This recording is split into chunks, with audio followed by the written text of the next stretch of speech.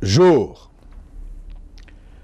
Hormis Laurent Fabius, le ministre français des Affaires étrangères, qui nous a appris, qui lui a rendu visite à la clinique d'Alembert,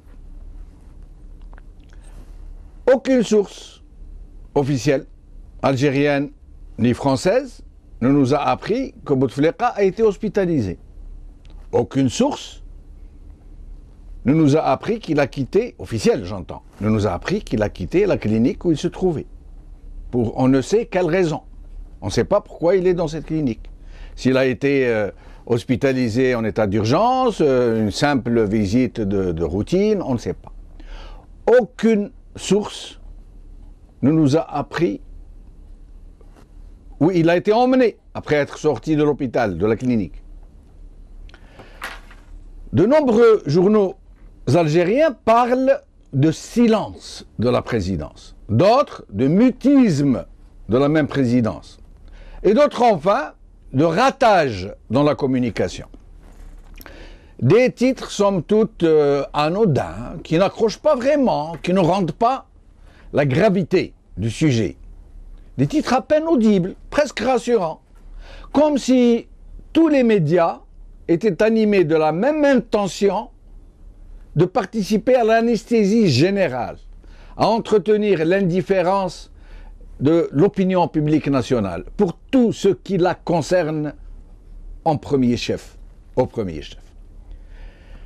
Mais s'il n'y avait que ces journaux et le tiède traitement qu'ils ont réservé à cette hospitalisation, puis à la disparition de Bouteflika, puisque personne ne sait où il est, s'il n'y avait que ça, le plus choquant, mais qui est significatif à plus d'un titre, est l'attitude des nombreuses chaînes de télévision. Elles ne font pas qu'occulter l'hospitalisation, puis la disparition du chef de l'État, mais elles procèdent délibérément à une propagande d'un autre âge. Après avoir cherché à tromper ouvertement l'opinion et affirmer que le président n'avait pas quitté Alger, après nous avoir même fait part de ses activités supposées, comme celle par exemple d'avoir envoyé un message de félicitations au président palestinien, alors que Bouteflika se trouvait bel et bien hospitalisé en France. Les mêmes télés se déchaînent maintenant contre les médias français qui ont osé briser la chape de plomb qui pèse sur cette histoire de santé du président Bouteflika et sur les tiraillements qui agitent désormais le régime. Le plus extraordinaire est que tous les médias, les rares médias, comme le Magharibiya par exemple, qui traitent, ou qui tentent en tout cas tant bien que mal de traiter le sujet, de briser le blackout et d'informer l'opinion publique de ce qui se passe, ne sont pas loin d'être taxés de milieux troubles, manipulés par une main étrangère qui tente de semer la discorde et la zizanie dans le pays. C'est le monde à l'envers. Ce sont ceux qui sont complices avec la mafia qui trompe tout un peuple sur l'état de santé du chef de l'État qui est pris en otage par on ne sait qui, par des gens qui entretiennent des relations très troubles avec une puissance étrangère, pour continuer d'imposer à la tête du peuple algérien un homme malade qui ne sert plus que de façade à cette même mafiocratie, ce sont ces mêmes gens qui accusent ceux qui font leur travail de journalistes de milieu au service de forces étrangères. Le monde à l'envers. En tous les cas, aujourd'hui, maintenant, personne ne sait où se trouve le président Bouteflika. Et la rumeur enfle.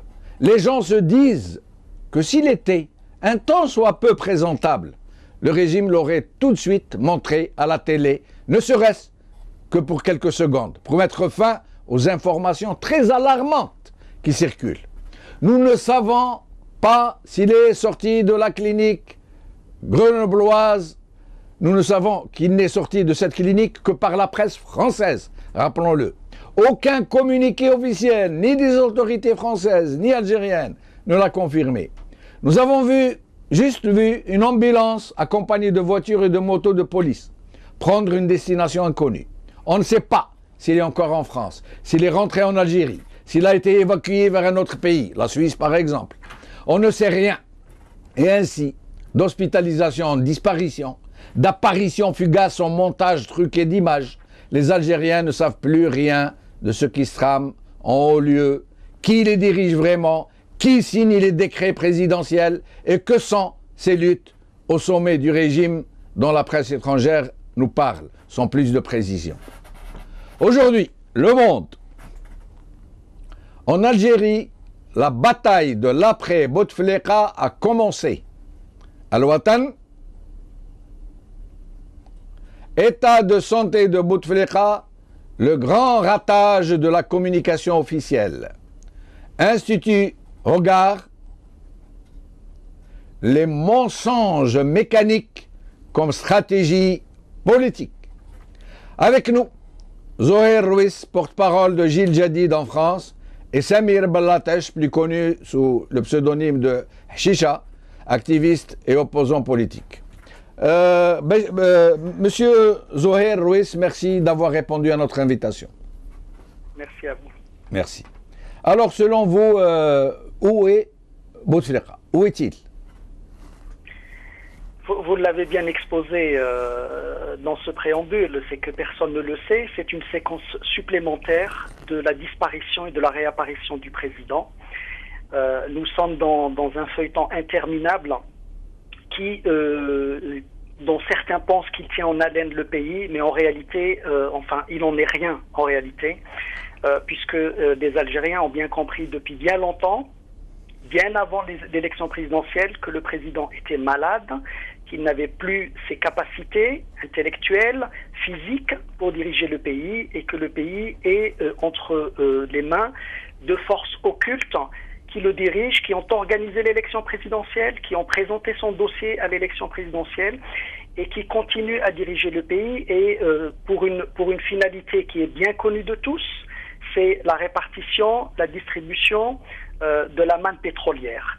Et avec les événements des derniers jours, c'est-à-dire la chute du prix du pétrole, nous allons vers la divulgation de la réalité de ces personnes qui dirigent le pays, puisque nous arrivons finalement, on va arriver finalement à cette réalité qui va montrer que le pays ne repose sur plus rien du tout, plus aucune institution légale, qu'il n'y a plus les moyens financiers, il n'y a plus la manne financière à distribuer à la population, et que ces gens-là vont finir par plier bagages et partir et laisser le pays dans un état de décrépitude, de délabrement, et il l'expose de jour en jour, il l'expose à des situations difficiles, à une situation explosive. Voilà, c'est la réalité qui va se présenter à nous.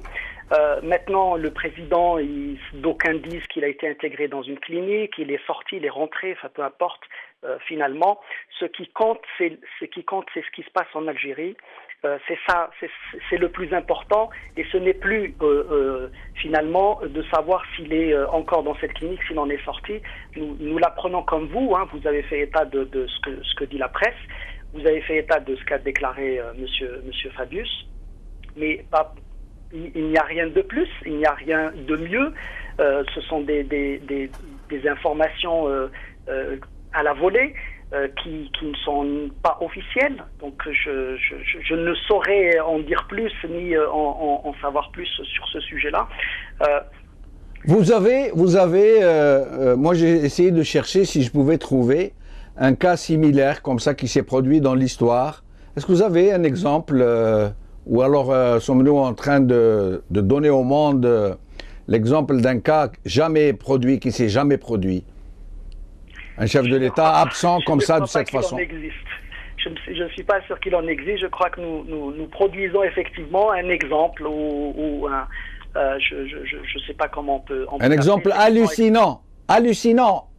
Un président qui ne fait pas sa campagne électorale, visiblement malade, tout le monde l'a remarqué, à tel point qu'ils sont obligés de trafiquer, de faire des montages photos pour nous montrer qu'il reçoit des gens à peu près normalement. L'article 88 qui n'a pas été instrumenté parce qu'ils ont mis Meddelsi, qui est dès l'heure à la tête du Conseil constitutionnel pour ne pas empêcher le complot de se produire. Ensuite, bon, il le passe, il est élu à un taux de Corée du Nord. Quelqu'un m'a dit Corée dinar, la Corée dinar. Et puis, le bonhomme est malade, on nous dit, non, il n'est pas malade, mais qu'est-ce que c'est que ces histoires? Vous êtes des ennemis de l'Algérie, vous voulez semer la discorde. Maintenant, il vient dans un hôpital français, la presse française nous l'apprend, la clinique est encerclée par des journalistes et par des CRS, la télé algérienne dit, non, il est là, il vient de faire un message au président palestinien, etc. Puis il sort, on nous dit, il est rentré à Alger. Personne ne sait, on ne nous le montre pas. C'est incroyable. Et pendant tout ce temps, la classe politique algérienne, où est-ce qu'elle en est, y compris votre propre parti, y compris la coordination dans laquelle vous êtes? Ça procède toujours du même mépris en réalité qui est affiché à la population, c'est-à-dire qu'on fait élire effectivement un président complètement malade qui est hors du jeu. Donc ça procède du même mépris et puis on en arrive à la situation d'aujourd'hui. Maintenant, concernant la coordination nationale, la CNLTD, le Gil Jadid, le parti Gil Jadid qui en est mon fondateur, c'est ce que nous disons depuis le début, c'est-à-dire bien avant l'élection présidentielle, c'est que ce bonhomme est malade, il n'est pas éligible à cette élection présidentielle. Et bien avant l'élection présidentielle, nous avions demandé l'application de l'article 88 pour sa destitution, pour des raisons de santé, c'est qu'il n'est pas en capacité d'eux. Et nous en sommes encore là. C'est-à-dire que au-delà de ça, ils l'ont fait élire. Et puis on savait parfaitement que une fois élu, il allait aller s'occuper de sa santé et non pas du pays, et que ça allait être d'autres personnes qui n'ont pas la légitimité, qui n'ont aucune légitimité ni juridique ni populaire pour exercer le pouvoir, et pourtant c'est eux qui le font aujourd'hui et ils continuent à le faire. Donc nous interpellons de nouveau pour l'application, nous demandons l'application de l'article 88. Il y a des éléments juridiques qui existent dans la Constitution, il faut les appliquer, mais vous l'avez rappelé, comment peut-on le faire lorsque les mêmes qui ont fait élire le président Bouteflika, les mêmes ont nommé le gouvernement, donc dedans le ministre de la Justice, le ministre de l'Intérieur, le Premier ministre, et même le président du Conseil constitutionnel. Donc évidemment, cette clique-là ne va pas se faire harakiri et ne va pas aller mettre en œuvre l'article 88. Et il reste quoi? Il reste à alerter la population davantage, à mettre cette réalité devant la population pour que les choses soient sues, soient bien comprises et que les uns et les autres puissent soutenir, la population puisse soutenir restez avec nous, Zoher. La CNLTD qui demande, en tout cas qui travaille sur une transition démocratique. Restez avec nous, Zoher Ruiz. Samir Bellatesh, Samir, merci d'être avec nous. Samir. À ton invité et aux téléspectateurs. Merci. Alors Samir, j'ai vu sur ta page Facebook que tu alimentes beaucoup cette rumeur qu'on nous reproche. On nous reproche d'alimenter la rumeur, d'être la main de l'étranger. Dis-moi, s'il te plaît, tu arrives à digérer ce cauchemar collectif, cette hallucination collective d'un chef de l'État dont on ne sait rien, dont on sait seulement que ce n'est pas lui qui signe les décrets de nomination, ce n'est pas lui qui distribue la rente, que c'est juste une façade, qu'il est pris en otage, comme tout le pays d'ailleurs. Mais sinon, est-ce que tu sais quelque chose? Est-ce que tu sais où il est, où il se trouve, pourquoi il a été admis dans cette clinique? Non, absolument pas. Je suis un peu comme tout le monde, y compris un peu comme ceux qui, enfin c'est leur travail, j'allais dire les journalistes et tout qui sont supposés avoir l'information, ils ne l'ont pas. Donc moi aussi, je suis un peu comme tout le monde. Je suis complètement en manque d'informations à propos du président de la République. Sinon, non, j'arrive pas à digérer ça, c'est évident. Moi, je suis un Algérien comme tout le monde. J'essaie de suivre ce qui se passe. Et comme tout le monde, j'hallucine. Un peu aussi comme tout le monde, me semble-t-il, c'est-à-dire le sort du... le sort du président lui-même, moi je pense qu'il n'intéresse pas trop les Algériens.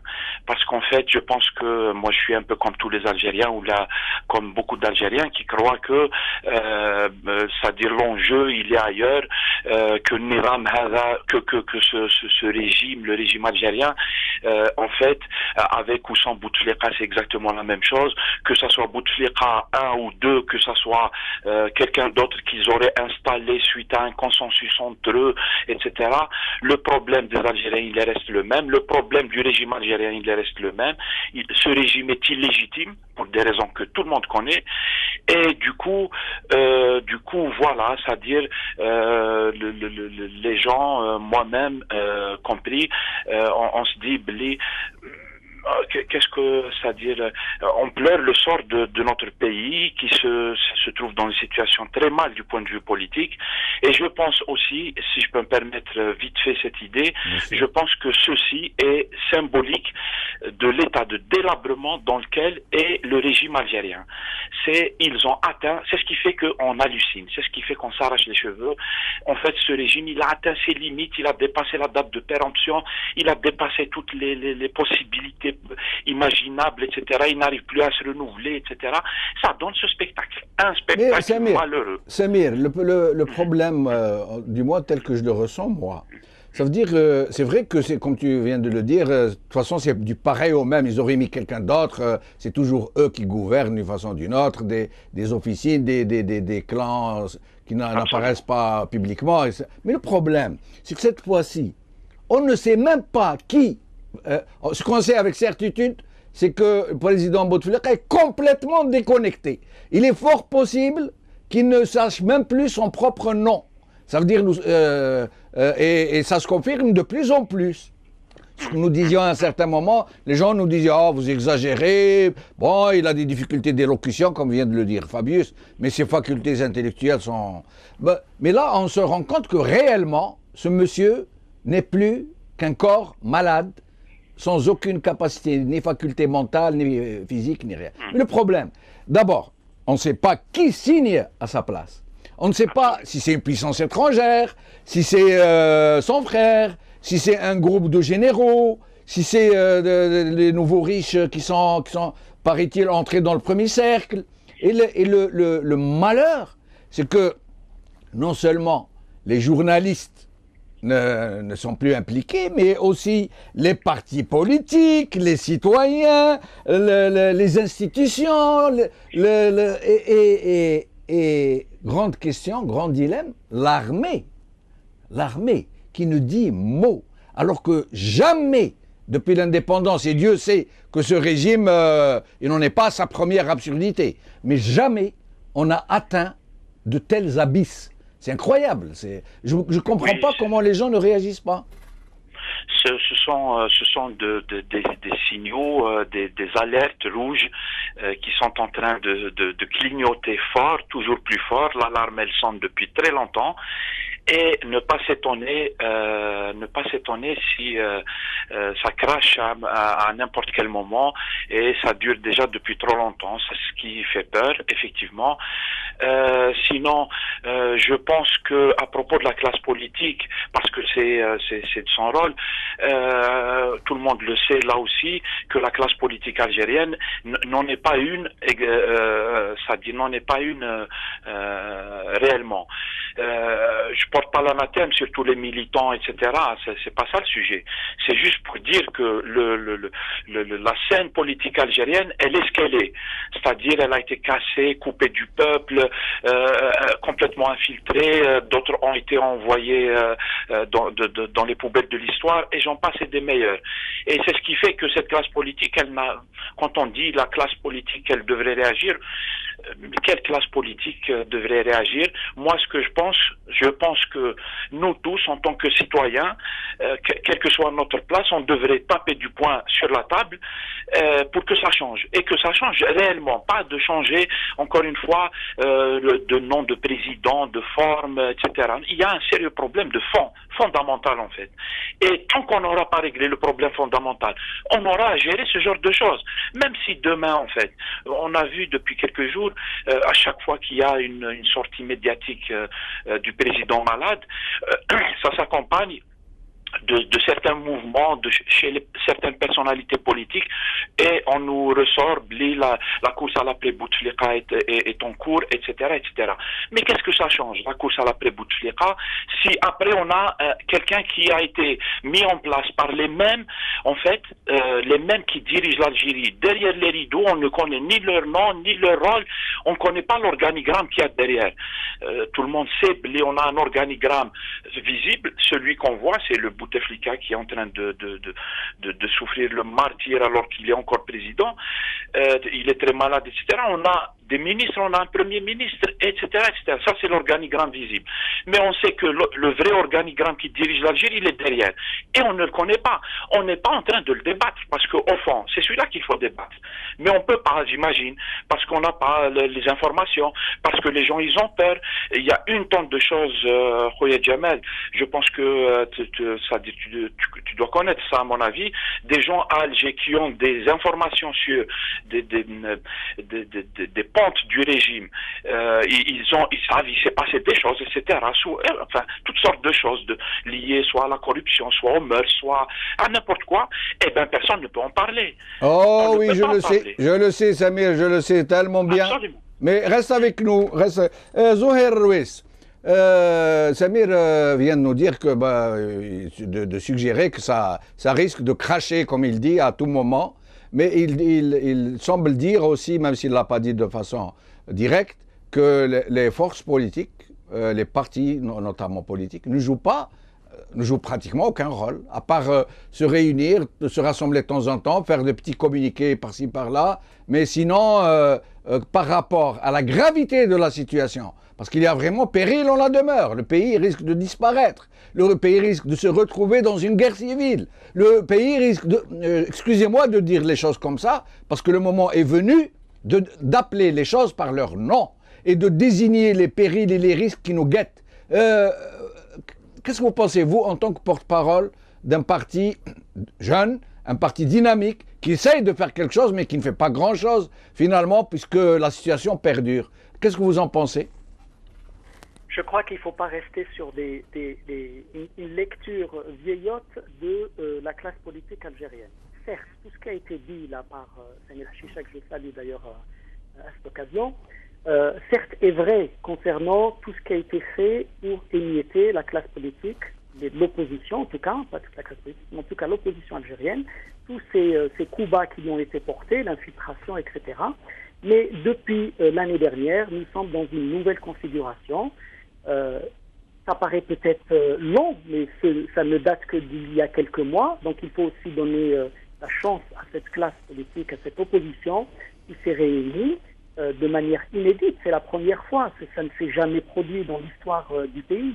C'est la première fois où l'opposition algérienne, quelle que soit d'ailleurs son idéologie, quelles que soient les tendances qui la composent, s'est réunie, s'est mis d'accord sur une plateforme, sur un minimum pour l'établissement d'un état de droit, pour les libertés, pour une transition démocratique. Donc elle avance à petits pas peut-être pour certains, mais c'est un grand pas qui a été réalisé par cette classe politique et ça n'a été possible que parce que les uns et les autres se sont mis un peu au-dessus des idéologies, au-dessus de leur propre programme politique pour finalement se consacrer à l'essentiel. Et l'essentiel est... Mais Zoher Rouès, excusez-moi de vous interrompre. Zoher Rouès, le problème qui se pose, je vous le disais un instant, c'est qu'il y a péril en la demeure. Quand votre maison est en feu, et que le feu risque de se propager à l'ensemble du quartier, vous n'allez pas faire une réunion de quartier pour voir s'il faut appeler les pompiers, s'il faut souffler sur le feu, s'il faut ramener des seaux d'eau. Le problème, on est là, nous en sommes là. Le pays risque très gros en ce moment même, pendant que les partis politiques font des réunions. Hier, j'ai reçu un opposant politique, un membre du MAOL, Mouvement des Algériens des officiers libres, d'habitude très calme, très placide. Hier, il s'est vraiment énervé. Il a dit, le moment n'est plus aux réunions, le moment est à l'action. Il faut occuper la rue, il faut sortir, il faut appeler le peuple à réagir de façon pacifique, mais il faut bouger. C'est fini les réunions. Or aujourd'hui, ce que fait la CNLTD, même si c'est très méritoire, ce ne sont que des réunions, de la parlotte, mais pratiquement aucun contact réel avec la population qui, il faut le dire en passant, semble s'en foutre éperdument. C'est l'indifférence générale, c'est l'anesthésie et le coma. Donc voilà, la situation, on est là. Oui, je ne partage pas, je ne pense pas que les gens qui se sont réunis à la salle Harsha, par milliers, et qui ont montré qu'ils étaient concernés, pas juste intéressés, mais concernés par la situation, qu'ils s'en foutaient complètement. Donc il y a eu des actions, il y en a encore, il y en a d'autres qui se tiennent, et il y en aura encore d'autres. Il y a deux possibilités. Soit vous appelez à une révolution par la rue, et à ce moment-là, on peut se retrouver dans un scénario tel que nous l'avons connu, et je pense que celui-là ne serait ni responsable ni judicieux de le préconiser. Je pense que tout le monde voit de quoi je parle, de la décennie noire. Ou alors vous mettez en place une force du changement organisée qui puisse canaliser les choses. Donc c'est cela que c'est la CNLTD. Et évidemment, elle est sur le terrain. Je pense que vous couvrez, vous avez la lecture de la presse. Tous les membres de la CNLTD sont sur le terrain, avec des réunions publiques où ils expliquent un peu l'ambition de la CNLTD et ils demandent à la population de soutenir notamment cette idée de transition démocratique. Donc c'est cela le travail, ce n'est pas tant de faire sortir les gens pour faire des manifestations pour les manifestations ou pour aller vers des violences. Je pense que c'est pas ça qui sortira l'Algérie. Mais en Tunisie, Zoher Rouès, en Tunisie, le peuple tunisien est sorti dans la rue.